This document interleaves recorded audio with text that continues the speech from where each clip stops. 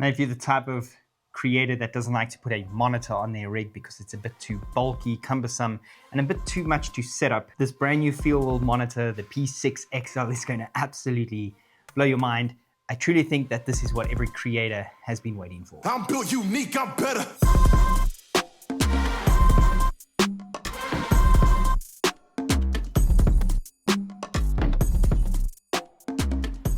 So Feelworld has found a gap in the market and they've come up with a built-in battery. Now, I know a lot of people are going to immediately jump at this and say, whoa, hold on a second, that doesn't sound good. We don't want built-in batteries. Just hear me out because there's something that I have to show you. Now, this is a 6-inch solid aluminum monitor, and I absolutely love 6-inch monitors. If you've watched my reviews on 5.5-inch, 6-inch, and 7-inch monitors, you'll see that 5-inch is a little bit too small and 6-inch is kind of the perfect sweet spot, and 7-inch is when you really want to beef up your rig and go a little bit bigger. What? And not just the fact that it's only 6-inch and it's the perfect size. Bro, what are you talking about, man? The fact that it doesn't need an external or NPF battery is what really makes this thing shine. And for only $199 at 1,200 nits, and before you jump and say 1,200 nits, I don't want this, hold on a second, because I love 2,000-3,000 nit monitors. And I'm going to show you something with this monitor as opposed to 1,200 nits and compare it to something that's 2,000 nits. And what you're going to see is actually going to change your opinion on nits. And it's going to make me question a lot of monitors on the market. Now, there are two USB-C ports on this monitor. One is a Type-C for upgrade and the other is a 9-volt 2-amp Type-C. That is for charging or powering the monitor. You then have one HDMI in headphone jack and a single button, which is a power port that also allows you to lock the screen. There's also one mounting point on the bottom, nothing on the side. So if you are looking to mount it vertically like this isn't the monitor for you. Other than that, there's nothing flashy and over complex about this monitor. It's got vents that kind of go in and out and cool the monitor down, and it doesn't even get that hot. The fan is far lower than any other monitor that I've used, and it's essentially quiet. This is very, very light. This is probably about as light as most monitors actually are. A little bit more weight to it, but it is actually really light to consider that there's a battery in this already. In the box. Now in the box, you get a wall charger for your monitor and a USB-C to USB-A cable, a nice little swivel monitor mount, an HDMI to HDMI cable, and an HDMI to micro HDMI cable. You also get a USB-A to USB-C adapter, which you can use over here if you don't have a USB-C thumb drive. So you can just plug that in and then plug your thumb drive in. So that is for LUTs or updates. It also does have a clip-on sun hood, which clips on and then kind of velcros on the rest of the way. And honestly, I don't think you're really gonna need a sun hood with this monitor unless you are really shooting all day in bright sunlight. And because Feelworld has pretty much thought about everything when it came to this monitor, they created this intuitive little Velcro strap, which allows you to strap on a power bank on here and actually give you constant power. So yes, you can actually just run on a very tiny power bank.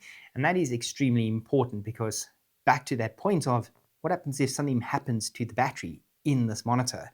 We are still sitting with a very, very tiny, super bright monitor, and power banks are far cheaper than something like an NPF battery. You can run a 10,000 milliamp hour power bank, which is going to be far greater than most NPF batteries. I mean, you've got to kind of look at the larger NPF 970s to get anywhere near 9,000 milliamps. Also, you could actually just run it from a V-mount battery if you have built up a rig straight into the USB-C and give it constant power if something had to go wrong with the battery inside. So technically, it's not a bad thing for $199 that what you're getting over here, even if this battery did happen to go faulty within 2 years, you can still just run a USB-C cable straight to it and have constant power, and you get a great looking monitor. Brightness test. Now in full sun, this is what the P6XL looks like at 100% brightness, and it's definitely visible. For comparison, I've put this next to the Viltrox DCX2, which I have previously reviewed. Now with an apparent nearly double the brightness at 2,000 nits over the Feelworld's only 1,200 nits. The Feelworld honestly looks a lot brighter. I'm not the only one that thought this. Michelle was with me and filming, and she said that this monitor is far brighter.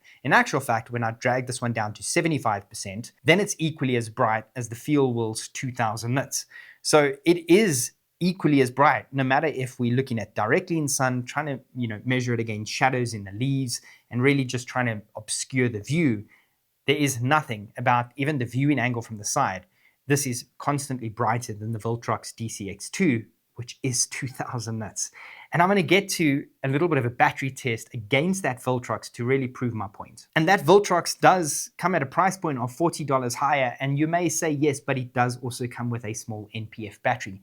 And that is what brings me to the battery life on this, because this was quite shocking. Feelworld claims 120 minutes of runtime on this battery at full brightness. So why not test it?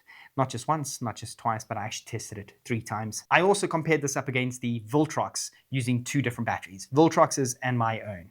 And these are the results. The Feelworld has a 22.2 watt hour battery. It's basically 3000 milliamp hours built into here. And on my 3 different tests, I got 118 minutes on the one, 119 minutes on the other, and 122 minutes on the third test. That leaves me with a good 120 minutes as Feelworld claims at 100% brightness. And to take it a step further at the 75% brightness, to match that of the Voltrox monitor, I ended up at 152 minutes. That's an extra 32 minutes over the full brightness. So it's 2.5 hours of 75% brightness constantly on, running on its internal battery. So for comparison, I took the Voltrox and pushed that up all the way to 2000 nits and ran it on the standard Voltrox battery that it comes with. Now that standard Voltrox battery that it comes with is 2200 milliamp hours, and that only lasted for 82 minutes. A very far long shot from the full brightness that we got of 120 minutes on this monitor. Keeping in mind that we should be comparing this at 75%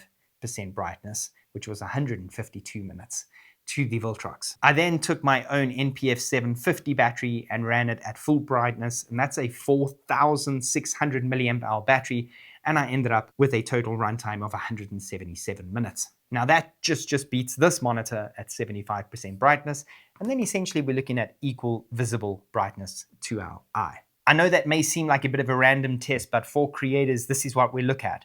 If I can compare this monitor to that monitor at equal brightness, how much time do I get with this monitor? In saying that, I did also charge this with a normal kind of semi-fast charging USB-C charger that is in my battery drawer that I charge a lot of my gear on, and this charged up in 2 hours. So it takes 2 hours to run flat, also took 2 hours to charge. But in saying that, NPF batteries also take very long to charge. So there's no reason that I think 2 hours is a very long way to charge this, especially when you can power it on charge while you are actually using it. Now, before I run through the menu, I do want to tell you that today's video is sponsored by Soundstripe. Now, if you don't know, I've been with Soundstripe for years, absolutely love Soundstripe.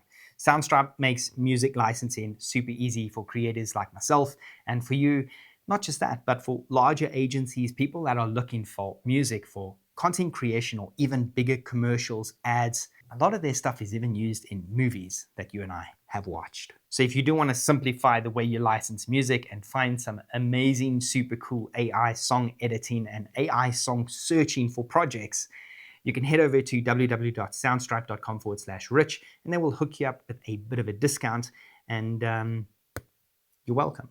Now I'm going to take you through the menu in a very much more relaxed kind of look and run through the menu so you can see everything that is there for those of you that like to see how intuitive a menu can actually be. The menu interface.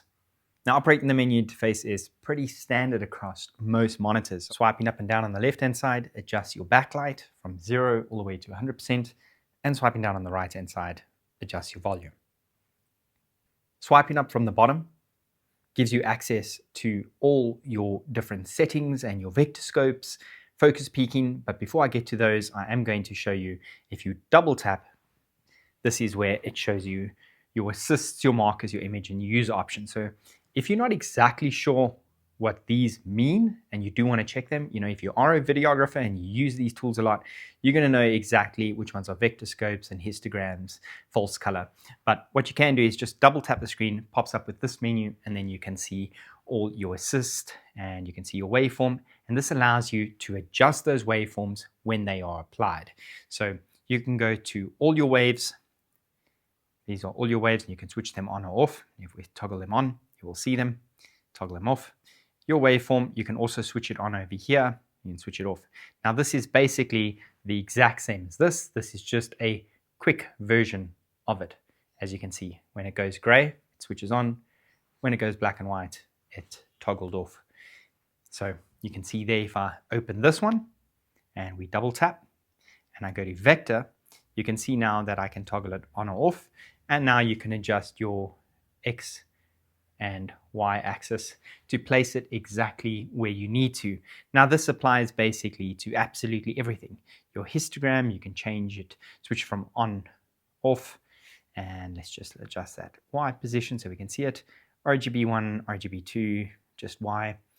And focus assist, you can adjust your focus assist, which is basically your focus peaking, and you can toggle the different colors on. So if we switch it on, you can see what happens with red, green, or blue, depending on your scene, and then you can adjust the level of focus peaking.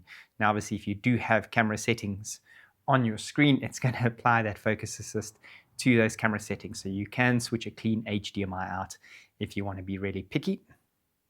So let's just switch those off.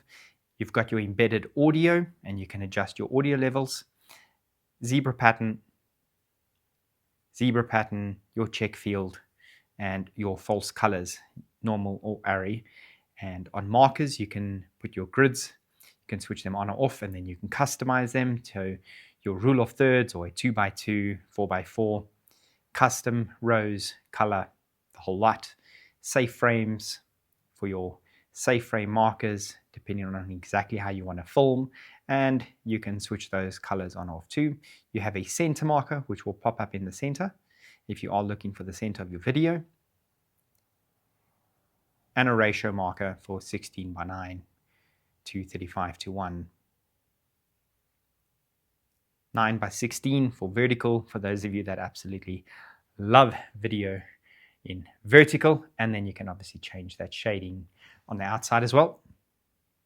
And then you do have image, so you can go to your image, and you can say scan mode, underscan, overscan, your aspect ratio, switch it to auto, anamorphic, you go 1.33, 1.6, two times magnifying user, and your user option is to basically, let's say we switch it on, I can adjust my user option to exactly what I need to, 1.44, 1.33. So if you have a very specific anamorphic lens, you can dial it into exactly how you want. Switch that off. You can also put your image flip on or off. And now we've just gone upside down. And horizontal and vertical. Zoom mode. This is pretty cool because you can adjust, if you see the zoom, you can adjust it to 2 times, 9 times, 16 times, rather than just most monitors that give you the standard. And then you can adjust your user one, so 163% all the way up to 200%, which is essentially your 2 times. So I'll show you how to quick access those now. You have image freeze, which everyone knows, and then P2P. These are your LUTs. You can obviously turn your LUTs on or off, and you can obviously import LUTs as well. And you've got HDR, if you are filming in HDR, display adjustment, and this allows you to kind of really dial in the monitor in terms of brightness, contrast, saturation, and tint. So if you find that your camera monitor is absolutely perfect, what you can do is set this up, look at your camera monitor below, and dial it in that it matches your Lumix or your Sony, so that you know what you're looking at here really matches to what you are usually used to filming. This is really great that they've got something that's super simple and intuitive, and you can adjust the contrast and the saturation.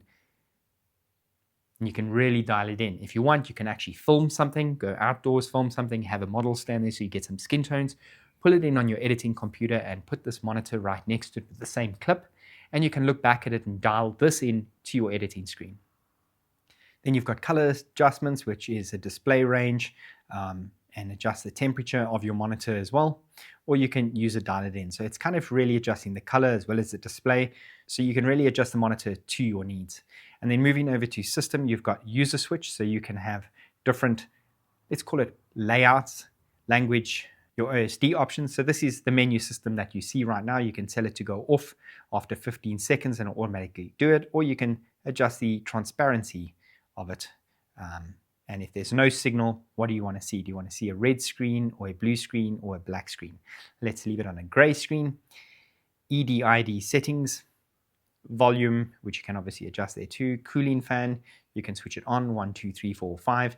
Now I've ran this, it stays cool. It's actually quite amazing how cool it is compared to other monitors, and the fan is extremely quiet even when running full brightness all day long. And then obviously you do have firmware update. Now that is everything over there. And the swipe up from the bottom allows me to toggle that on. So that would be your LUT toggling it on. You can see that is already on. All your vectors. And so you can just toggle these on and off. So you use the menu from the double tap side to customize them. You can also use them to turn on and off. But really what you're doing here, this is kind of a quick access. And that magnification you can slide over that I was telling you about is you can just tap this. So you can swipe up. And if you want to get quick access to magnification, you can do it. You can customize that to 9 times or whatever it may be. And you can also obviously pinch and zoom on your monitor. Switch that off. So if you don't want to use the magnification, you can also pinch and zoom exactly where you want to. A single tap on the power button locks the device. So there's nothing that can be happening on the screen right now. Can't touch it, can't change anything until I tap it again. And then you'll see it unlocks over there. Tells you that the LUT is off, the signal that it's receiving. And that is exactly how that works. Things to note, or possibly what we may refer to as cons. Now, the obvious here is going to be what happens when the battery dies. And there's 2 answers to that, as I mentioned. Answer number 1, well, at only $199 for a monitor, if it did last you 2-3 years, you'd probably just buy another one anyway. That's a pretty damn good, long-lasting battery. Most NPF batteries are going to cost you quite a bit anyway, and who knows how long that lifespan is too. So it really feels like you're getting a really good bargain and a good deal out of $199 for the brightness that you get, even though I don't know why Feelworld is saying this is 1,200 nits when this is not 1,200 nits. This is way brighter. Answer number 2 is if the battery inside did die, and it is something to address, and I'm sure Feelworld has tested this and got a lot of uses out of it. I'm not exactly sure what the recycle time is on this battery, how many times it can be charged and used, but I am pretty sure that Feelworld has kind of come to the conclusion that this is going to last quite a long time. But you could just use a USB-C cable on your NPF, or you could use that monitor mount at the back to run that power bank, and then you've got endless battery life anyway. You could also put a much larger power bank on if you wanted to beef up your rig, but the fact that this looks so good on a rig as it is and so clean and simple looks amazing. Also, there may be an argument that says, well, what happens if I forgot to charge my monitor? Well, what happens if you forgot to charge your NPF battery? Also, it is much easier to find a USB-C cable anywhere where you are, and I think most creators always have a power bank with them and a USB-C cable to charge this than if your NPF battery did go flat, because you probably don't have an NPF battery charger with you. So that argument's also not really valid. Something else to note, and this is quite important for some people, and this is my proof that I think Feelworld really made this for creators, is that there's no HDMI loop out. So if you wanted to loop out to a transmitter to send that feed, you can't do that with this. If your transmitter has a loop out bonus, you could just loop it into here. That would work. Conclusion. The Feelworld P6XL is definitely something worthwhile picking up. If you're a creator like me that often does small run and gun work and not just overly complex jobs, you will love this monitor. I can't explain how easy it is to use this and not have to worry about a battery, and just that sleek look that it's got is absolutely perfect. Also about that sleek look, it does come with a pretty large sticker over here on the back with some details, which is obviously related to the battery for legal issues. You can actually pull it off. I think Feelworld knows that because they've left the serial number over here just above it that's printed onto the metal. So I've just pulled mine off, so it looks super clean, super neat. And on a rig, this is absolutely amazing. I will leave a link in the description where you can head over and check out this monitor or even pick one up. If you have any questions, let me know in the comments below. Thanks for watching wherever you are in the world. Have a good day, good evening, and good night. Goodbye.